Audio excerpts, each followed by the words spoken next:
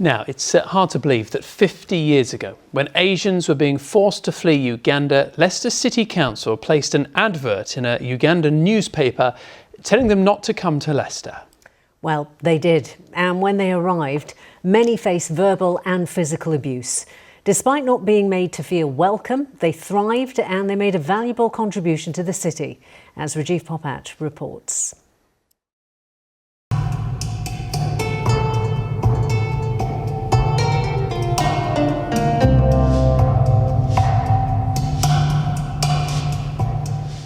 In 1972, before the expulsion of Asians from Uganda, Leicester was very different to the multicultural city it is today. There were very few people from an ethnic background. When President Idi Amin told Asians to leave, the council placed an advert in a Ugandan newspaper telling them they were not welcome. We are not able to help them at all, of course, as local authority. Obviously, they are finding their own accommodation somewhere, probably causing overcrowding, but this is entirely up to them.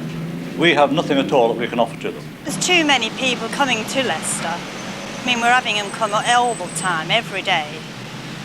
And I think it's causing a bit of ill feeling. Nisha Raichura remembers comments like that all too well. She was just 9 when she left Uganda with her family. During a visit to an exhibition about the expulsion at Leicester's Curve Theatre, she told me the reception she received from local people was like the weather, cold and miserable. Wherever we walked, there were people I could see who were just pointing us back onto where the planes were, onto where the airports were. I was not expecting to be told to go back home. What home? How did that feel, being told to go back to where you came from? It was an utter thought of rejection, you know. We had nowhere to go, we didn't have a home. Our life was just saved when we got onto that plane, but go back to that. Go back to where our necks are going to be cut off. Is that what they wanted? Atul Patni is a jeweller on the Golden Mile. He was just 8 when he came to this country. His parents were keen for him to start school as soon as possible. He describes that period as dark and depressing. They will, physically attack you, during playtime, kick you, things like that. Just generally punch you or hit you on the back of the head, make you fall down and then kick you again and then carry on with the name calling. The kids who were my age were actually taught by their parents to do all this to us, saying that we're not allowed, we don't belong in this country.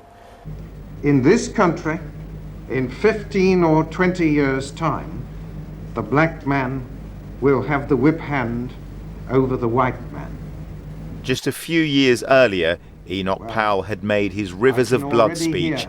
The arrival of Asians came against a backdrop of rising racial tensions in Britain, but concerns locally and nationally that Asians would be a burden on the state proved to be unfounded. They didn't ask for handouts. They went out and looked for jobs, any kind of jobs they can get, night, day, whatever. They wanted to earn money. They didn't want any handout from the government. Although Leicester City Council did its best to stop Asians coming to the city, they came in large numbers. They went on to regenerate areas like Belgrave, which now hosts the biggest Diwali celebrations outside of India. But they've also contributed massively to the local economy. The current city mayor described the views of those in power at the time as ridiculous. If you look across every aspect of the life of the city, the spiritual life, the social life, recreational life, the sporting life, and of course the political life of the city, and of course particularly the business life of the city, all have been enormously enriched by those who chose to make their homes here 50 years ago. And, well, frankly, we're very grateful. Pratibhaben Kataria and her husband Hiralal came to Leicester in 1970. When the exodus from Uganda started 2 years later, 40 of her relatives who had fled the country asked to stay with them. They agreed. It was a 2-bedroom house with 1 bathroom in Belgrave. Nowadays, today's time, we got 3-bedroom and 3-bathroom toilet. And still we are saying, and that time nobody say anything. There were a lot of children in the house, and when Mrs. Kataria said it was bedtime, she meant it.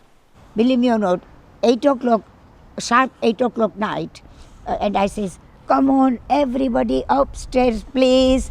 And when I say 1, 2, 3, I want everybody upstairs. And that time, children, they really obey us. A few days after the relatives moved in, a neighbour complained to the council and mistakenly told them illegal immigrants were living there. Council officials turned up the next day. They were surprised, and they later on they said the thank you, and they sent the letter also to us. That Hiralal and Pratibha Kataria, we are very thankful that you gave the place for this many people in your house.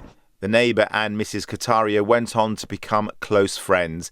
And 50 years on, a community that was once shunned by council bosses is thriving. Uganda's loss, Britain's gain. Rajiv Popat, ITV News.